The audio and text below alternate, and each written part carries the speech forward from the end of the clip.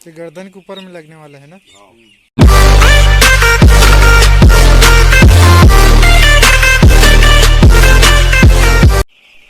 नमस्कार किसान भाइयों, आप सभी का स्वागत करते हैं हमारे YouTube चैनल टेक्निकल फार्मिंग में। हार्दिक अभिनंदन करते हैं इस वीडियो पर। और अभी हम मौजूद हैं पोल्ट्री फार्म पे और इस पोल्ट्री फार्म में काफ़ी अच्छा वर्क हो रहा है और हमारे साथ युवा भाई हैं जो पोल्ट्री उत्पादन कर रहे हैं। तो हम इनसे समझते हैं कि किस प्रकार से पोल्ट्री फार्मिंग करके हम अच्छे से अच्छे पैसा कमा सकते हैं और अच्छा वर्क कर सकते हैं। तो बहुत बहुत स्वागत है भाई आपका हमारे YouTube channel CG technical farming में। हमारे प्यारे दर्शकों को एक बार राम राम बोल दीजिए और अपना प्यारा सा परिचय बताइए, आपके बारे में संपूर्ण परिचय बताइए। अच्छा, राम राम किसान भाइयों जी, अपना एक परिचय बताइए प्यारा सा और अपने बारे में बताइएगा कि आपने कौन सी कितनी पढ़ाई की है, क्या किया है, उसके बारे में पहले। मेरा नाम तरुण सिन्हा है जी। मैं ग्राम कल्याणपुर का निवासी हूँ। जी जी। और मेरा फार्म पोल्ट्री फार्म का फार्म है सिन्हा पोल्ट्री से। जी जी। जो कि मैं यहाँ से 10 साल से यहाँ वर्क कर रहा हूँ। जी सर।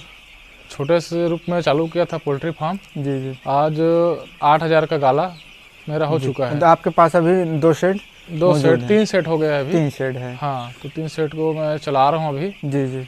और अच्छा वर्किंग के साथ में जी सर इसको चला रहे हैं। जी। तो सर आपने पढ़ाई कहाँ तक की है उसके बारे में? मैं पढ़ाई 12वीं तक किया हूँ। जी। तो ये आप इस लाइन पे क्षेत्र में आने का कैसे टाइप का सोचे कि मुझे पोल्ट्री फार्मिंग करना चाहिए? मेरे को क्या है, बच्चे जैसे ये है ना, मुर्गी है पालन का जो अनुभव है शुरू से तो नहीं था। जी सर। और क्या है, मैं धीरे धीरे करके 10 साल से करते आ रहा हूँ इसको, तो धीरे धीरे मैं बढ़ा चुका अपना पोल्ट्री फार्म को। जी। और अच्छा वर्किंग एरिया है ये। जी सर। और इसमें बढ़िया मतलब बेनिफिट है, तो इसके हिसाब से मैं अपनी जुड़ के काम कर रहा हूँ। जी। तो आपने स्टार्ट किया था जब इस लाइन पे आए तो आपने कितने मुर्गी से स्टार्ट किया था? मैं जब स्टार्ट किया था तो यहाँ 200 से मुर्गे चालू किया था, मैं छोटा सा फार्म चालू किया था। जी जी। अब बड़े पैमाने में 8,000 का पोल्ट्री फार्म का वर्किंग कर रहा हूँ। जी। और हमारे साथ डॉक्टर साहब हैं, हम इनका भी परिचय ले लेते हैं। अपना परिचय बताइए। हाँ भैया, मैं फिनिश एथरी जबलपुर जी सर। का सेल्स मैनेजर हूँ। जी जी। यहाँ हम इन्हीं फार्मर को सबको चिक्स डिस्ट्रीब्यूटर करते हैं। जी जी। उसकी जानकारी पूरी इनको देते हैं, इनका नुकसान ना हो। जी सर। इनके फायदे के लिए करते हैं, तभी सबका फायदा होता है। जी जी बिल्कुल। अगर इनको नुकसान हो जाएगा फिर ना हमको भी नहीं पूछेंगे।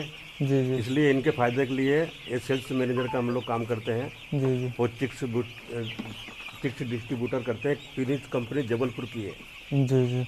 तो इन बच्चों को कौन कौन सा वैक्सीन लगता है और कितने कितने दिन में लगता है, इसके बारे में बताइए। और कितने इनको डोज देते हैं? हाँ, उसके बारे में बताइए।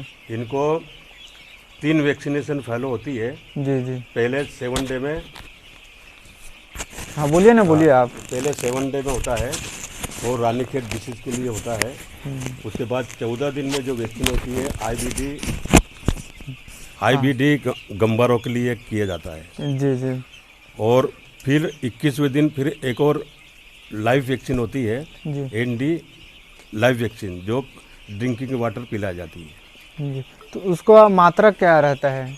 मात्रा इनका डोज कंपनी से लिखा हुआ था, जैसे 5,000 डोज की वैक्सीन आती है तो 5,000 डोज को ही दिया जाता है। जैसा अभी आफ्टर ये 3,000 है तो इनको 3,000 डोज ही वैक्सीन की जाती है। मात्रा उसमें कंपनी में जो लिखा हुआ आता है वही रहती है। जी जी। 0.3 ml पर बर्ड के पीछे। हाँ जी। और इनको अधिकतर कर कौन कौन सा बीमारी का ज़्यादा डर होता है इनको? हाँ, जिससे हम वैक्सीन करके उसको रोकथाम कर सकते हैं। हाँ, इनको दो मतलब बीमारी का है तो ऐसा है, मेजरमेंट के ऊपर रहता खेल। जी जी।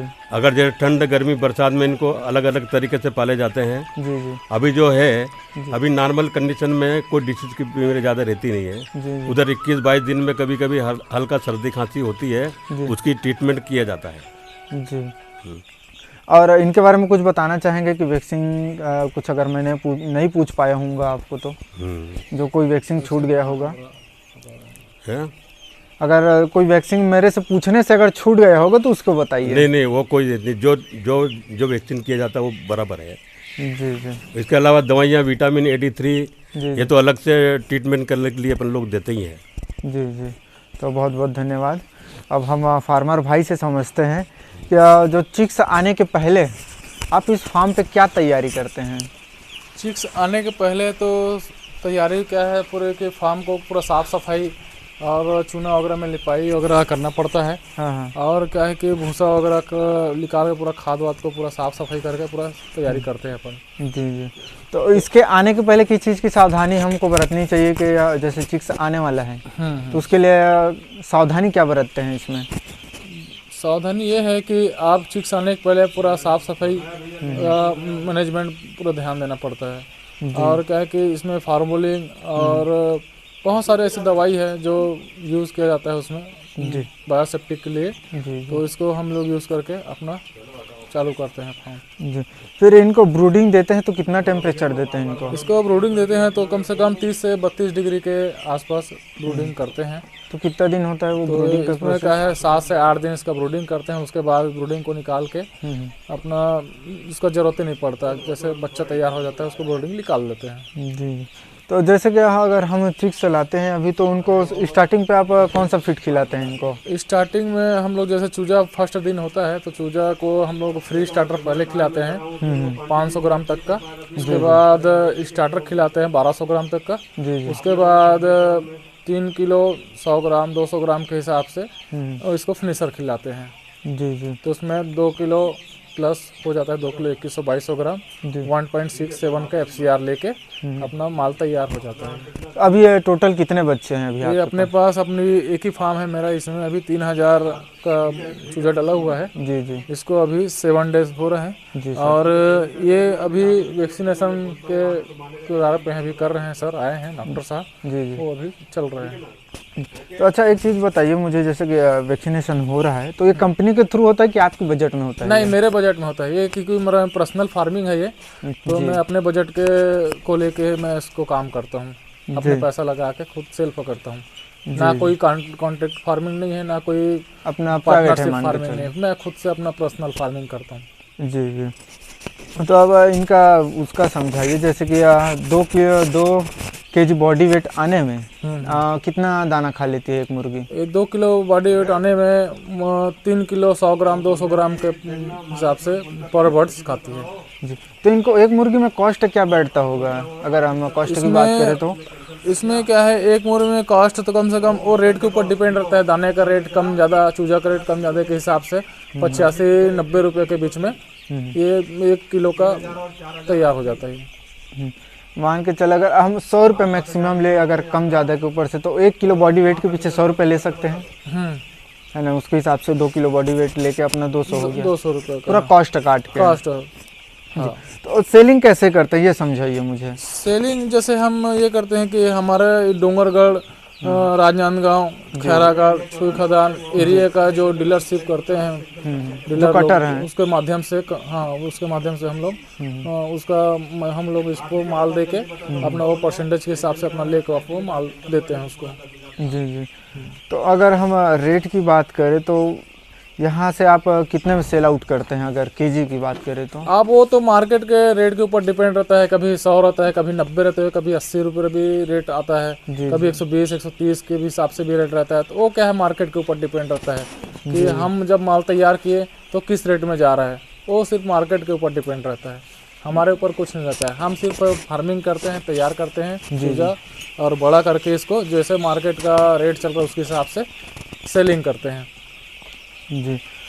और इनमें अधिकतर कर तक उसको मॉडलिटी कितना परसेंट आता होगा इसमें? इसमें ब्रॉयलर में कम से कम 4 से 5% की मॉडलिटी आती है, और ज़्यादा अगर मान लो कोई प्रॉब्लम रहा, कोई बीमारी रहा तो 6 से 7%, 8% जाती है। वैसे अधिकतर बहुत कम, मतलब इसमें बीमारी की संभावना रहता है, बहुत कम होता है। जी जी। क्योंकि समय समय पे अगर हम वैक्सीन करें तो फिर कोई दिक्कत नहीं होता है। करते हैं, अच्छा इसका देखभाल करेंगे तो अच्छा हमारा बच्चा तैयार होती है।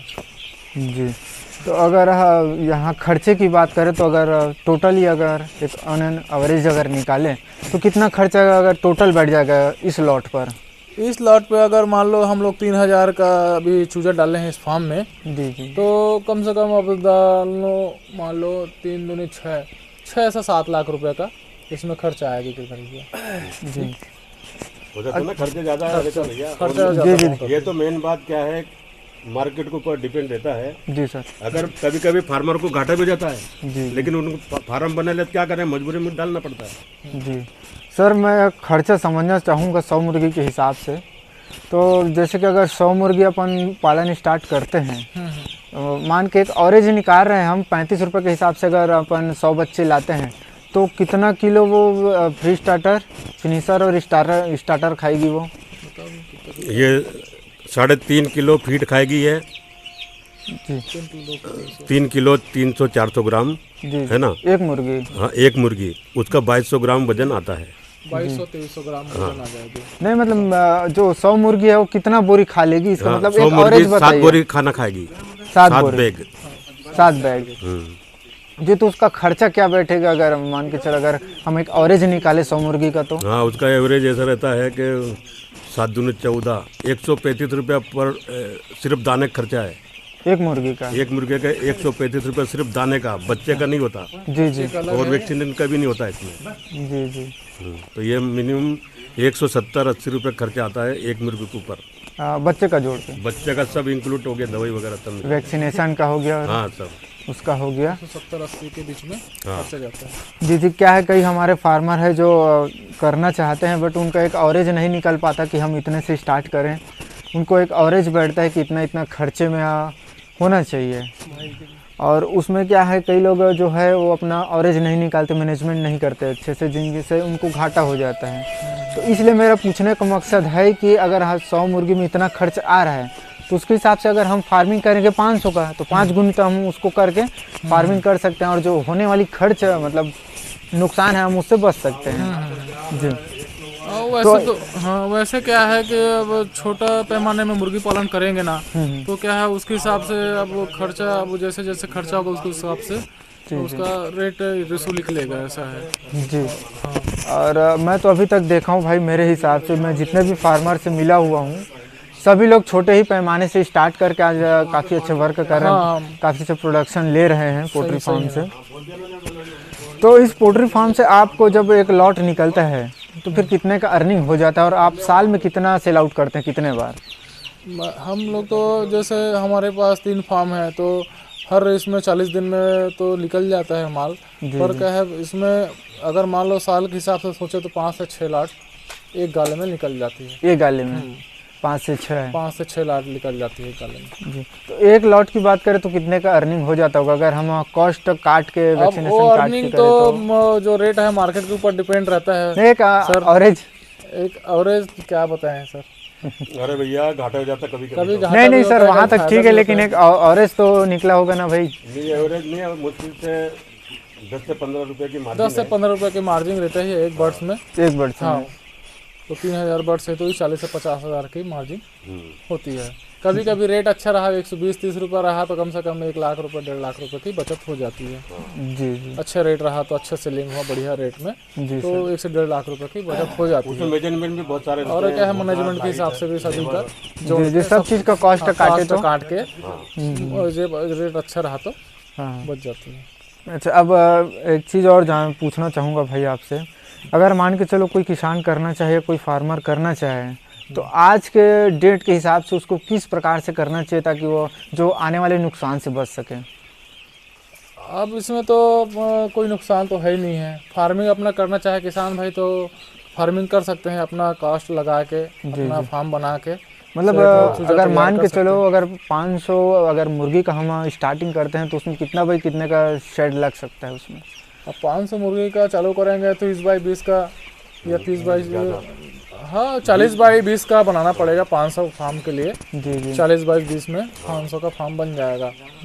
तो वो स्टार्ट हो कितने पैसे तो हो जाएगा अगर अब कोई करना चाहे तो? अब वो तो मार्केट के जो कंस्ट्रक्शन है, सीट है, लोहे का है, सब वर्कर का है तो सब उसका जोड़ के मान लो 250 रुपया स्क्वायर फीट के हिसाब 250 से 300 रुपये स्क्वायर फीट के हिसाब से पर बर्ड का खर्चा आएगा पर बर्ड के हिसाब से। शेड का सब बन जाते।